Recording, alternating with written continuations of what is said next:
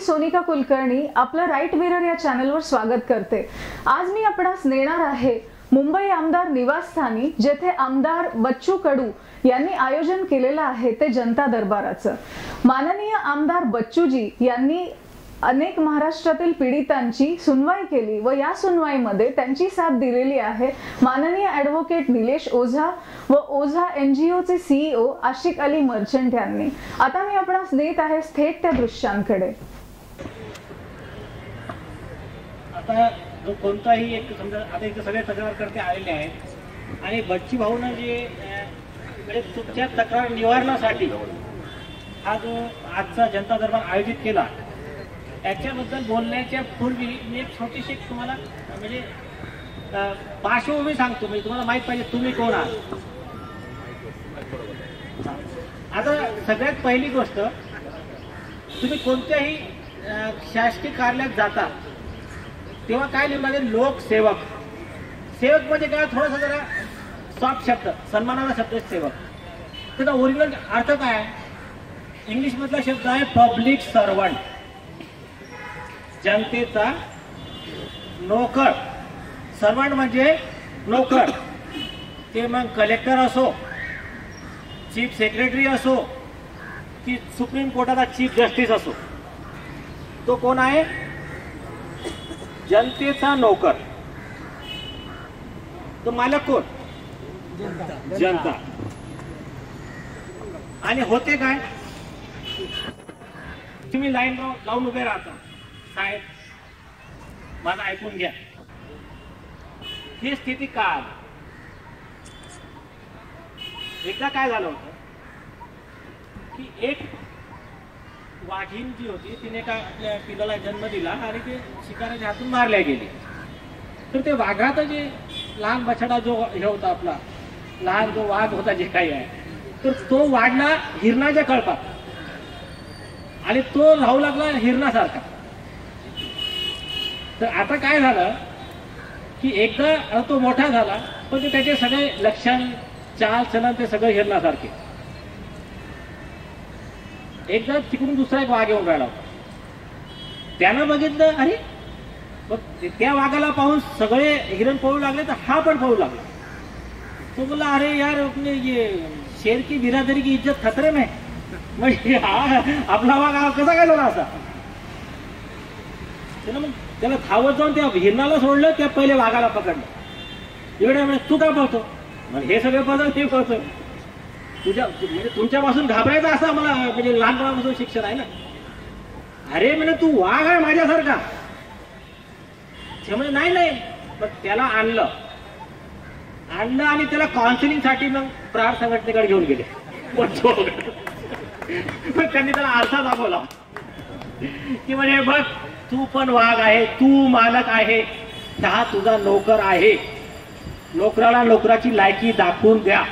त्यासाठी प्रहार संघटना आहे, त्यासाठी बच्चू भाऊंनी पुढाकार घेतलेला आहे।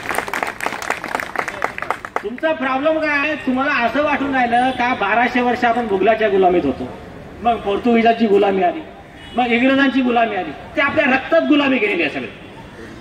मग ते आणि हे जे इंग्रजांचे एजंट होते, म्हणजे काळे इंग्रज गेले, गोरे इंग्रज गेले, काळे इंग्रज आले, बस हे बदललं। आणि काय होऊन राहिलं, आम्ही दरवेळेस काय बघतो, आता काँग्रेसचं सरकार गेलं, BJPचं सरकार आलं तर आता बरं होणार नाही।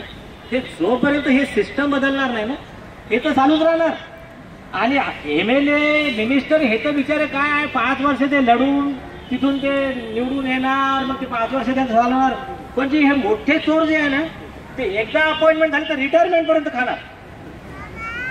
आणि आणखीन एक लक्षात ठेवा, हे ज्यांचा जो पगार कुठून निघतो तुम्हाला माहित आहे का? एक कोणी असो, कलेक्टर असो, इव्हन मुख्यमंत्र्याचा खर्च कुठून होतो? तुम्ही पेन जरी विकत घेता तर ही पेनची किंमत जर मार्केटमध्ये 20 रुपये आहे, याची ऍक्च्युअल जे कॉस्ट आहे, जी खरी किंमत आहे ती 1 रुपया आहे। वरचे जे 19 रुपये टॅक्स लागतो, तो टॅक्स या लोकांचा पगार देण्यात जातो। आणि मग जेव्हा आम्हाला आमचे नोकर ठेवायचे, आमच्या खिशातून आम्हाला पगार द्यायचा आहे, 20 रुपयाचं पेट्रोल आम्हाला 80 रुपयात घ्यायचं आहे, तर मग असे चोर आम्ही कशाला ठेवू? आम्ही चांगले नोकर ठेवू ना। आणि तो आमचा हक्क आहे, पण इथं झालं उलट. एकदा त्यानं ती खुर्ची घेतली की मग त्याच्या फॅमिलीचं बँक बॅलन्स वाढत जाणार, लंडन फॉरेन मध्ये जाऊन बंगले विकत घेणार आणि तुम्ही अशाच रांगा लावणार, तुमच्या नंतर चिबडी याच्यापेक्षा मोठ्या रांगा लावणार. आणि हे जर थांबवायचं असेल तर म्हणजे असं नाही व्हायला पाहिजे की दरवेळेस बच्चूभाऊ म्हणतील हर हर महादेव म्हणणारं कोणी नाही. असं नाही व्हायला पाहिजे. त्यांनी ते जे कार्य करतात, who is Bachchubhau Kadu, he is MLA. आमदार कोण आहे? आमचा निवडून दिलेला प्रतिनिधी. आमच्यावरती हे आहे, त्यांच्या खाली आम्ही आणि आमच्या खाली नोकर आहेत आमचे, हे पब्लिक सर्वंट. त्यांची दादागिरी पहा. ती यांना असं बोलतात तर ठीक आहे, येथे यांना मिसगाईड करून राहिले म्हणजे ते नोकरा म्हणजे त्यांच्या खालची आपण आपले जे नोकर जो आहे तो यांना मिसगाईड करून राहिला आणि वरतून यांच्यावरच गुन्हा दाखल करून मोर्चा काढतात की यांना अटक करा. आता माझा एक प्रश्न आहे, पहिला प्रश्न, आता लढाई कशी नाही यांची कॉमन स्टाईल आहे. तुम्ही उद्या यांच्याविरोधात बोलायचा, शासकीय कामात अडथळा 353 हे सेक्शन याच्या घरचा कायदा आहे. माझं काय म्हणणं आहे, शासकीय कामात अडथळा हा जर दखलपात्र अजामीनपात्र गुन्हा आहे तर सगळ्यात पहिला हा गुन्हा कोणी केला? जो व्यक्ती जाधव ज्याने अर्ज दिला होता त्याच्या कामात अडथळा त्याने आणला, मग त्याच्यावर गुन्हा का दाखल नाही केला? आणखीन एक लक्षात ठेवा, डॉक्टर बाबासाहेब आंबेडकरांनी भारतीय राज्य घटनेमध्ये कलम 14 दाखल केलं. त्यांना माहित होतं हे असे चोरांचं राज्य येणार आहे, तर म्हणून त्यांनी कलम 14 लिहून ठेवलं, equality before law and equal protection of the law. कायद्यापुढे सगळे समान, कायद्याची अंमलबजावणी सगळ्यांना समान. जो कायदा मुख्यमंत्र्यांना तो कायदा कॉमन मॅन, जो कायदा कलेक्टरना तो कायदा चपराशाला. आता त्याच्या विरोधात गुन्हा दाखल नाही झाला. आता हे काय करतात, ठीक आहे आम्ही नाही केलं, दादागिरी. त्याच्या घरचा कायदा नाही, त्याच्यासाठी सेक्शन आहे, आयपीसीचे सेक्शन आहे 218, 219. त्यांना पण 7 वर्ष शिक्षेची तरतूद आहे. फक्त काय आहे की जे बाबासाहेब आंबेडकरांनी म्हटलं होतं, कायदा जो असतो तो जनतेच्या हितासाठी राबवायचा असतो, परंतु आपल्या देशातली जनता शहाणी नसल्यामुळे सरकारला नंगानाच घालण्याची संधी मिळाली आहे. तर ते सरकार म्हणजे हे नोकरशाही. इथं काय होऊन राहिलं, हे अधिकारी आपल्या मनानं कोणत्या कायद्याचा कसा असर होऊन राहिले. आता म्हणजे या उदाहरणातून मी तुम्हाला सगळं स्पष्ट करतो. बच्चू भाऊ गेले, त्यांनी त्याला प्रश्न विचारला, हे काम का केलं नाही?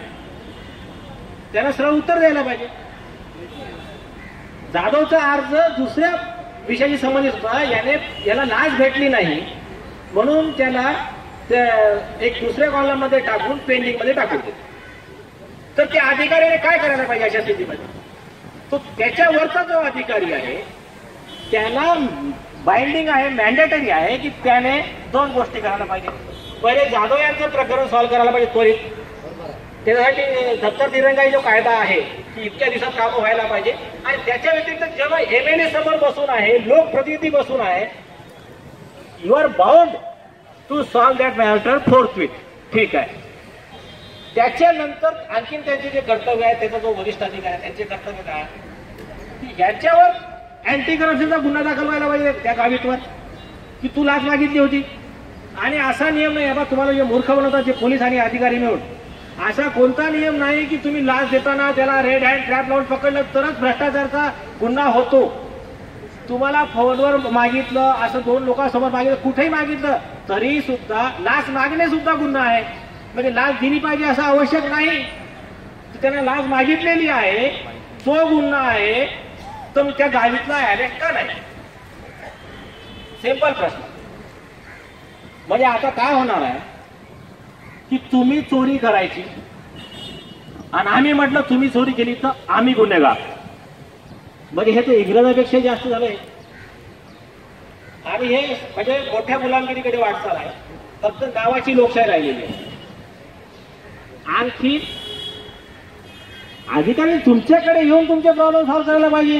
इथं तर कलेक्टर साहेबांची मीटिंग, त्यांना मग समोर 3 गाड्या, मागे 3 गाड्या, त्यांच्या सगळं ह्याच्यासाठी जो मालक आहे त्याला सोडलं वाऱ्यावर आणि दिवाणजी झाला मोठा, आणि याला जबाबदार तुम्ही आहात. जोपर्यंत तुम्ही म्हणजे असं नाही की प्रत्येकाला येऊन भांडायचं. मी म्हणतो प्रत्येकात ती वेळ नाही, प्रत्येकात ती ताकद नाही, पण आपल्याला जेवढं होतं तेवढं तर करा. फुल नाही फुलाची पाकळी. कमीत कमी आम्ही एवढं मी तुर्की देशाचं उदाहरण देतो. त्याच्यामध्ये पूर्ण क्रांती आली, नुसते पत्र लिहायचे बसल्या म्हणजे काय नाही होत ना, कमीत कमी पत्र लिहा. जे इस्लामिक जे प्रिन्सिपल आहे म्हणजे मोहम्मद पैगंबर साहेबांनी काय सांगितलं होतं की बुराई को रोको, कैसा रोको, तुम्हारे कॅपॅसिटी से रोको. 3 लोक एकाला मारून राहिले, आता आपण मदत पडलं तर आपल्याला पण मारणार. तर आवश्यक नाही, म्हणजे पॉसिबल असेल तर हाताने रोका, आणि पॉसिबल नाही की तुम्ही गेलं तुम्हाला मार खाण्याचं, कोणाने बोला रिक्वेस्ट करा की भाई क्यों मार नाही. हे नाही करू शकत तर कमीत कमी तुम्ही मनात सांगा की चुकीचं होत राहिलं. पण हे चुकीचं होतं हे पण तुमच्या मनात नाही, तर मग तुमचा आत्मा मेलेला, मग तुम्ही गुलाम बनण्याच्या लायकीचे आहात. आणि याचं जे बेस्ट एक्झाम्पल आहे भारतीय सिस्टीमचं, हल्ला बोल जर मूव्ही सगळ्यांनी बघितला असेल अजय देवगणचा, ते नैना साहनी तंदूर हत्याकांडचं जे प्रकरण होतं, त्या प्रकरणामध्ये काय झालं होतं, अशाच मोठ्या चोरांच्या मुलांनी एका मुलीला अत्याचार करून तुकडे करून तंदूरमध्ये जाळून टाकलं होतं. मग जज मॅनेज केला, पोलीस मॅनेज केली, क्लिअर ॲक्विटर. त्यांना शिक्षा कशी झाली नाही, काहीच नाही. 4 मुली आल्या, मोमबत्ती लावली म्हणजे आमच्या समोर त्याला जाऊन मारलेला आहे, तर हे असं थोडी एवढा असा काय धरायचं काय. पहिल्या दिवशी 4 आल्या, दुसऱ्या दिवशी 200 आल्या, आणि तिसऱ्या दिवशी 10,000 झालेले. मग हायकोर्टाला भीती वाटली, म्हणजे आधी पब्लिक बिघड गई. हायकोर्टानं सो म्हणतो कुणाचा अर्ज नसताना अपील दाखल करून घेतली, मॅटर चालून शिक्षा देऊन टाकली सगळ्यांना. तर हे जर तुम्ही स्टेप बाय स्टेप सगळे जमा व्हाल आणि बच्चू भाऊची ताकद वाढ. त्यांना फक्त एवढं दिसायला पाहिजे बच्चू भाऊ आमच्यासाठी लढतायत, जो उंगली उठेंगी वो हाथ काट डालेंगे, लेकिन कलम से तलवार से नहीं. अपनी तलवार कलम है, एकदम क्लियर. आपको लगता है बच्चू भाऊ गलत है, हम भी गलत है. भगत सिंगच्या वेळेस काय व्हायचं, बोले सच कहना गुन्हा है, पहिला गुन्हेगार बाय, बोले बच्चू भाऊ गुन्हेगार है, हम भी गुन्हेगार, चलो. आणि आता दरवेळेस काय होते माहिती आहे का, आता यांना वाटलं आता ठीक आहे बच्चू भाऊना आता त्यांनी सगळे आले, सगळे लोक ज्यांना कायदा माहित नाही असे आमचे अधिकारी. आता आपल्याला पहिला प्रश्न माननीय मुख्यमंत्री देवेंद्र फडणवीस साहेबांना हा विचारायचा आहे की तुम्हाला पण कायद्याचं ज्ञान आहे आणि तुम्ही महाराष्ट्राचे मुख्यमंत्री आहात, तर तुम्हाला हे कळलं नाही का की असा मोर्चा घेऊन अटकेसाठी दबाव आणणं हा प्रेशरायझिंग द इन्व्हेस्टिगेशन एजन्सी आणि कंटेम्प्ट ऑफ कोर्टचा गुन्हा होतो म्हणून. सुप्रीम कोर्टाने सिद्धराम मेहत्रेच्या प्रकरणात सगळ्या खास महाराष्ट्रासाठी नाही पूर्ण भारतासाठी गाईडलाईन दिल्या की मर्डरचा जरी गुन्हा असेल तरी नोटीस देऊन तपास करा. तर त्या सुप्रीम कोर्टाच्या आदेशाच्या विरुद्ध जाऊन यांना अटक करण्यासाठी ज्यांनी मोर्चा काढला ते सगळे कंटेम्प्ट ऑफ कोर्टचे आरोपी आहेत, ते सगळे IPC 219चे आरोपी आहेत. आणि त्याच्यावर आता आम्ही फौजदारी दाखल करणार आहे आणि त्यांच्यावर आम्ही आता 1000 कोटीचा नुकसान भरपाईचा दावा आम्ही दाखल करणार आहे. आणि बच्चू भाऊच्या परमिशनने मी हे डिक्लेअर करतो की त्यातला जो पैसा येईल तो सगळा गरिबांसाठी लावणार आहे. आणि पैसा घेऊन राहू म्हणजे नुसते शब्द नाही.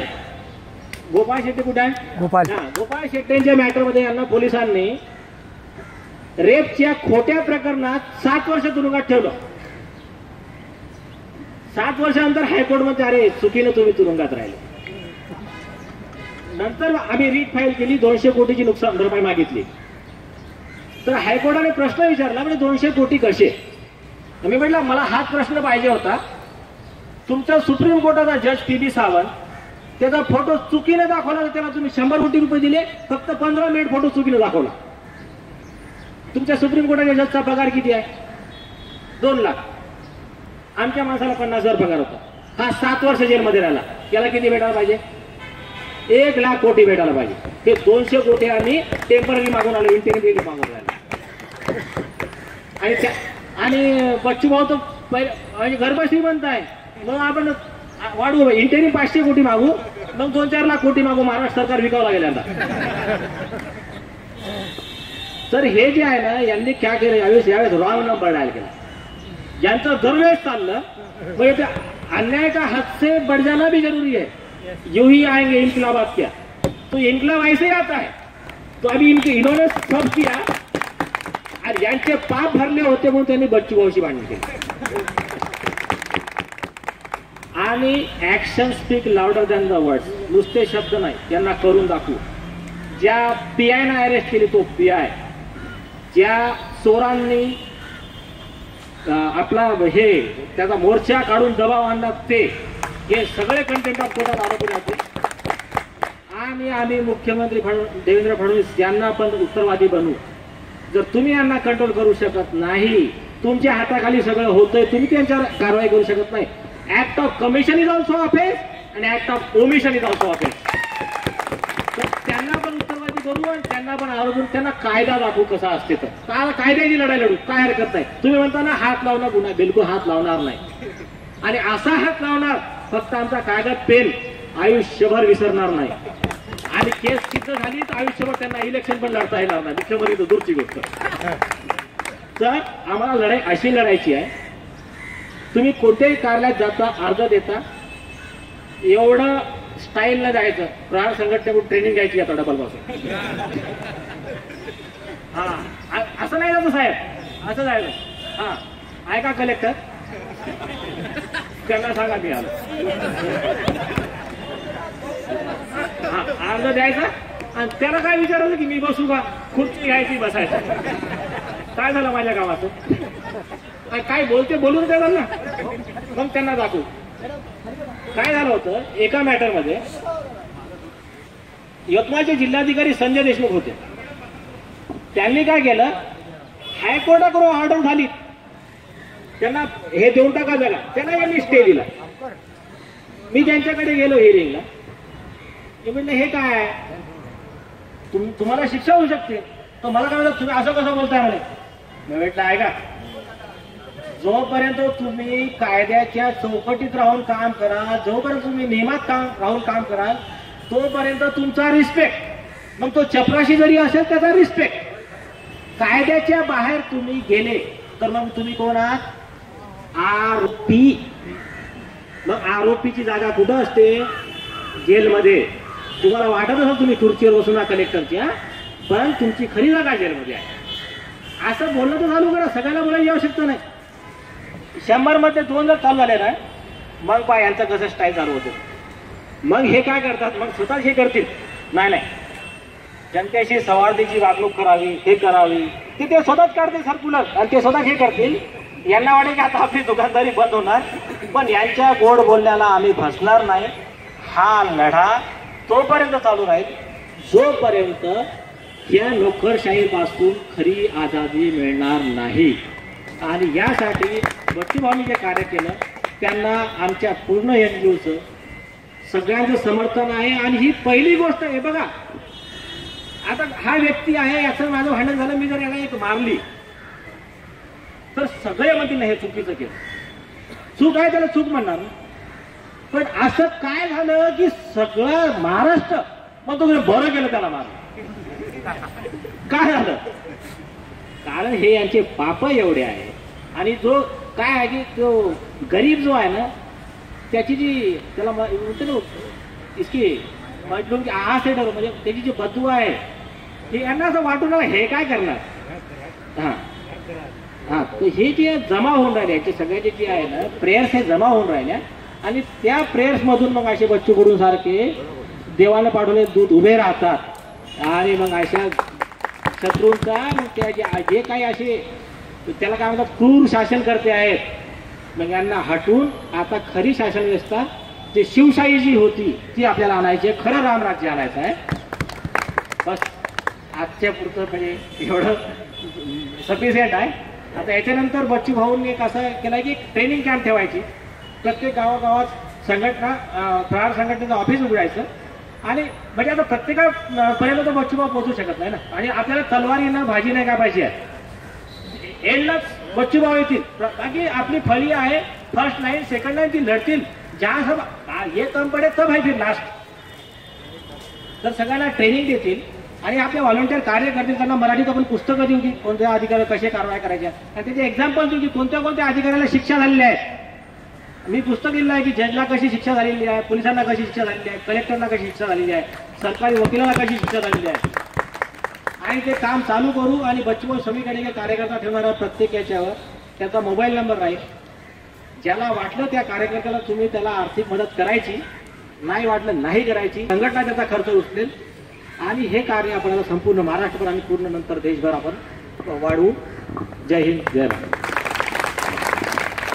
मंत्रालयातनं